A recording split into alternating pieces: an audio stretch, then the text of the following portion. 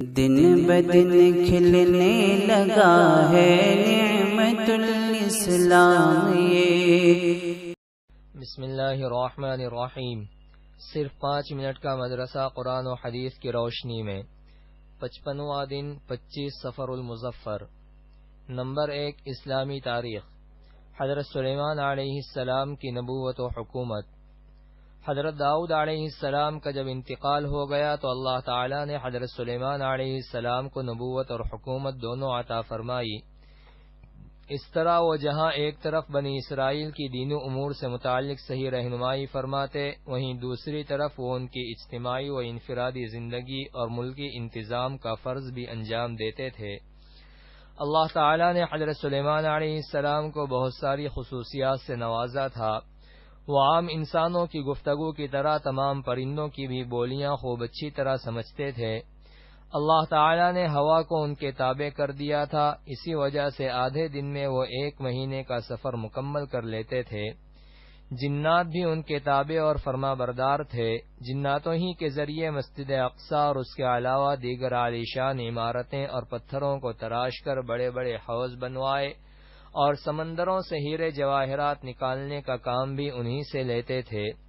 مسجد اقصی کی تعمیر کے دوران حضرت سلیمان علیہ السلام کا 53 سال کی عمر میں انتقال ہوا۔ نمبر 2 اللہ کی قدرت۔ اونٹ کی خصوصیات۔ قرآن میں اللہ تعالی نے ہمیں دیگر جانوروں کے مقابلے میں اونٹ کی پیدائش و بناوٹ پر غور کرنے کی دعوت دی ہے۔ ذرا غور کرو کہ وہ سخت گرمی کے موسم میں بغیر کچھ کھائے پیے 8 دن زندہ رہ سکتا ہے، اگرچہ اس کے اندر ایک دن میں 50 کلو کھانے کی صلاحیت ہے، مگر 2 کلو گھاس دانے پر 1 مہینہ زندہ رہ سکتا ہے۔ اس طرح اپنے وزن سے 1/3 پانی پیٹ کی ٹنکی میں جمع کر کے مہینوں استعمال کر لیتا ہے۔ اس کے ہونٹ مضبوط ربڑ کی طرح ہیں جن سے وہ سخت کانٹے، پلاسٹک وغیرہ کھا کر ہضم کر لیتا ہے۔ وہ 2.5 کوئنٹل وزن لے کر 40 کلومیٹر کا فاصلہ آرام سے طے کر لیتا ہے، اور بغیر وزن کے 300 کلومیٹر چلنے کی طاقت رکھتا ہے۔ صحرائی سفر کی مناسبت کی وجہ سے اسے ریگستانی جہاز کہا جاتا ہے۔ آخر اونٹ کو یہ خصوصیات کس نے عطا فرمائی؟ یقیناً یہ اللہ کی زبردست قدرت ہے۔ نمبر 3 ایک فرض کے بارے میں۔ حج کن لوگوں پر فرض ہے؟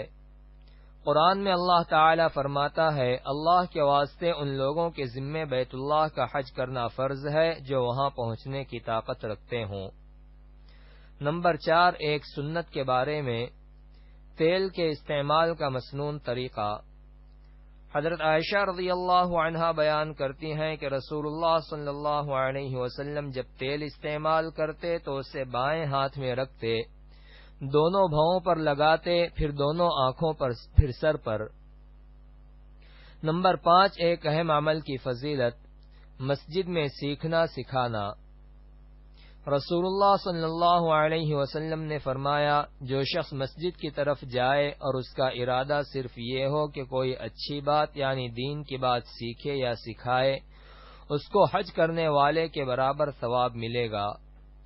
نمبر 6 ایک گناہ کے بارے میں۔ سود کا لین دین کرنا۔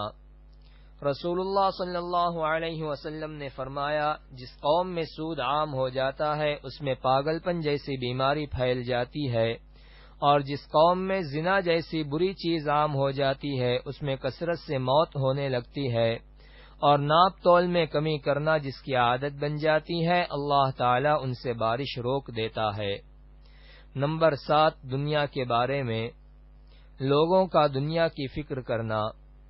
رسول اللہ صلی اللہ علیہ وسلم نے فرمایا، آخر زمانے میں ایک قوم ایسی ہوگی جو مسجدوں میں حلقے لگا کر بیٹھے گی اور ان کے سامنے دنیا ہوگی، یعنی دنیا کا تذکرہ اور اسی کی فکر میں منہمک ہوں گے، تو تم ایسے لوگوں کے ساتھ نہ بیٹھنا، اس لیے کہ اللہ تعالی کو ایسے لوگوں کی کوئی ضرورت نہیں۔ نمبر 8 آخرت کے بارے میں۔ فیصلے کا دن متعین ہے۔ قرآن میں اللہ تعالی فرماتا ہے، بے شک فیصلے کے دن لوگوں کا وقت ان سب کے لیے مقرر ہے، جس دن کوئی دوست کسی دوست کے کچھ بھی کام نہ آئے گا، اور نہ ان کی کوئی مدد کی جائے گی مگر ہاں جس پر اللہ تعالی رحم فرما دے۔ نمبر 9، طب نبوی سے علاج، ایک حفاظتی تدبیر۔ رسول اللہ صلی اللہ علیہ وسلم نے منہ کے بل لیٹ کر کھانا کھانے سے منع فرمایا۔